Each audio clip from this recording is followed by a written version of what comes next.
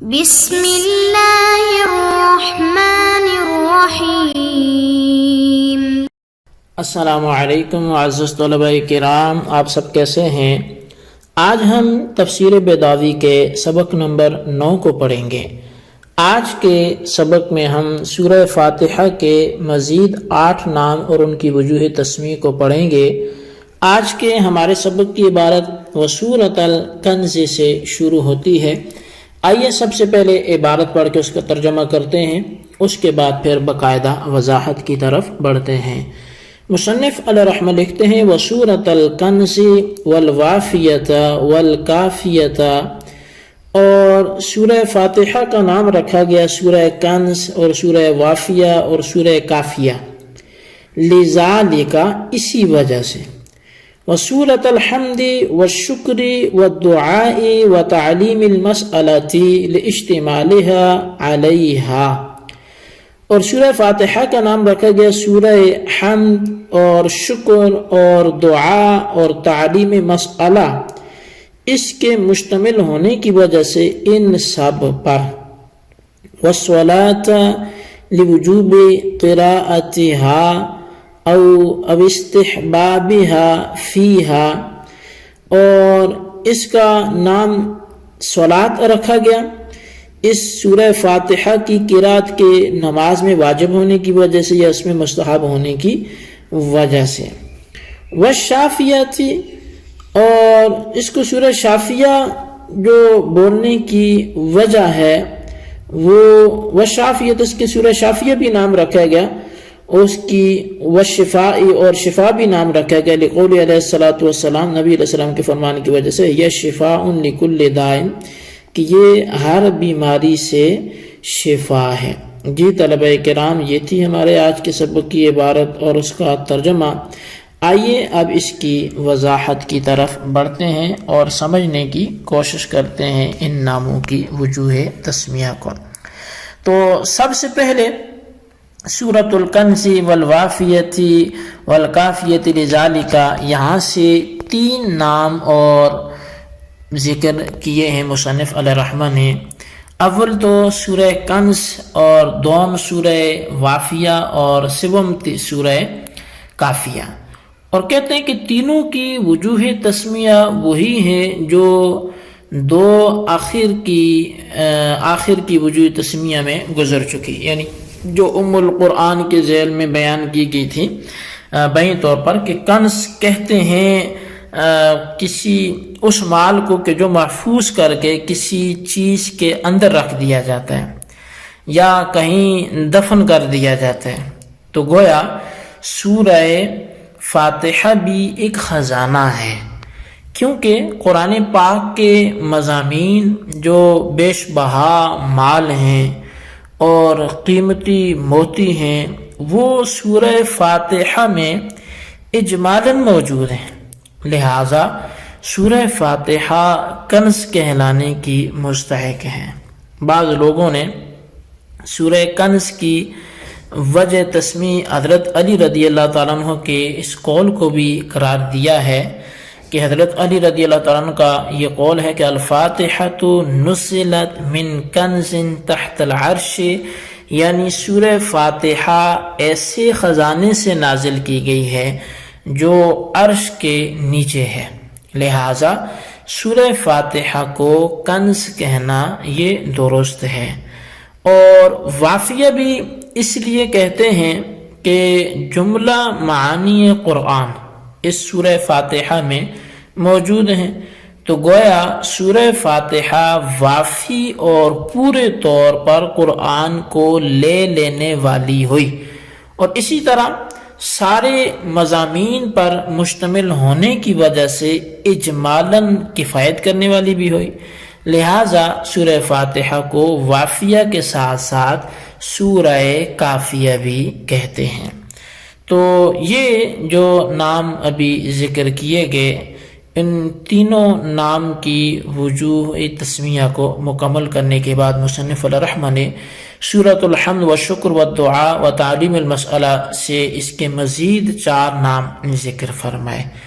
اور اب یہ 4 نام سورہ فاتحہ کے اور ذکر کیے اور چاروں کی وجہ تسمیہ کے بارے میں یہ فرمایا کہ سورہ فاتحہ ان 4 چیزوں پر مشتمل ہے۔ حمد پر، تو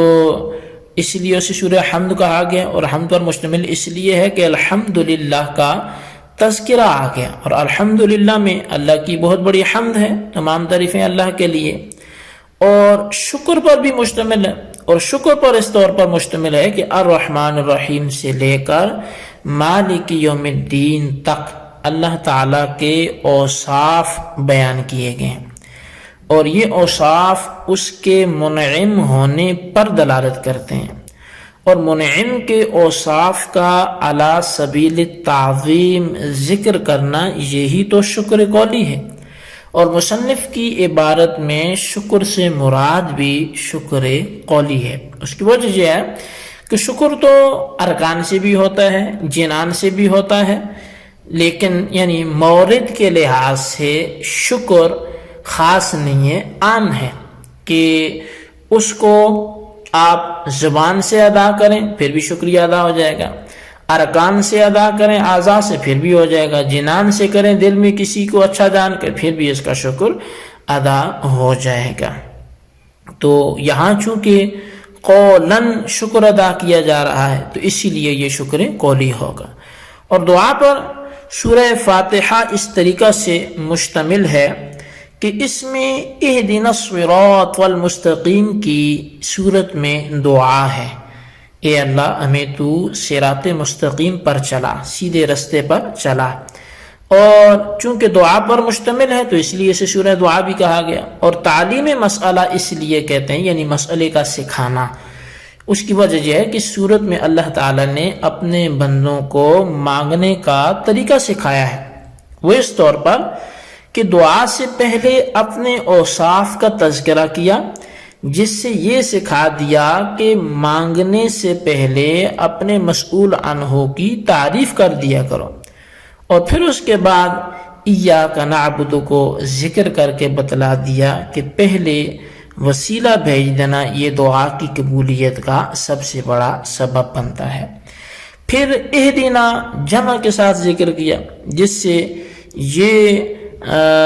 تعلیم دی کہ محض اپنے ہی نفع کے لیے دعا نہ مانگنا چاہیے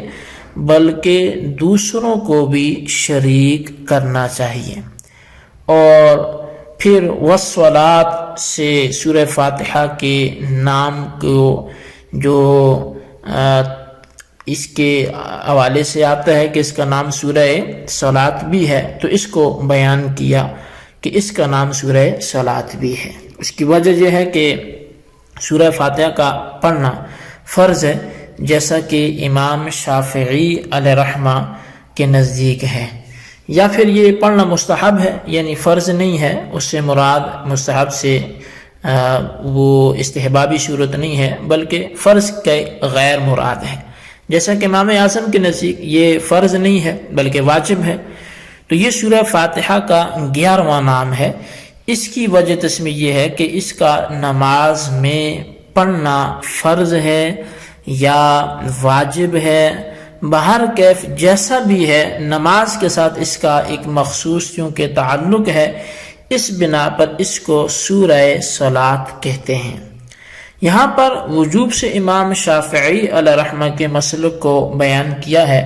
کیونکہ واجب اور فرض ان کے نزدیک ایک ہی معنی میں ہے، اور استحباب سے امام اعظم امام ابو حنیفہ رحمۃ اللہ تعالی علیہ کے مسلک کو بیان کیا ہے، کیونکہ استحباب سے مراد یہاں پر غیر فرض ہے، لہٰذا اس معنی کو بھی شامل ہو جائے گا، اس معنی کو بھی جو احناف کے نزدیک واجب کے ہیں۔ اور پھر سورہ شافیہ اور شفا اس کو کہا گیا، اس کی وجہ وہ حدیث پاک لکھ دی گئی کہ یہ ہر بیماری کے لیے شفا ہے، نبی علیہ الصلوۃ والسلام نے چونکہ ارشاد فرمایا ہے، تو لہٰذا اس سے اس کی وجہ تسمیہ بھی ظاہر ہے کہ جب یہ شفا ہے تو اس کا نام سورہ شفا یا شافیہ رکھ دیا گیا۔ جی طلبہ کرام، یہ تھی ہمارے آج کے سبق کی عبارت اور اس کا ترجمہ اور اس کی وضاحت اس کو اچھی طرح آپ سمجھیں، اس کے خلاصے کو رجسٹر پر ضرور نوٹ کریں اور بالخصوص ان سوالات کے جوابات دیں۔ سوال نمبر 1 یہ ہے کہ سورہ فاتحہ کے صلاۃ نام ہونے کی کیا وجہ ہے، تحریر کریں۔ اور سوال نمبر 2 یہ ہے کہ سورہ فاتحہ کا نماز میں پڑھنا امام شافعی اور امام اعظم کے ہاں کیا حیثیت رکھتا ہے، حکم تحریر کریں۔ اللہ تبارک و تعالیٰ سے دعا ہے جو کچھ ہم نے پڑھا سنوں سے یاد رکھنے کی توفیق نصیب فرمائے، آمین بجاہ النبی الامین صلی اللہ علیہ وسلم۔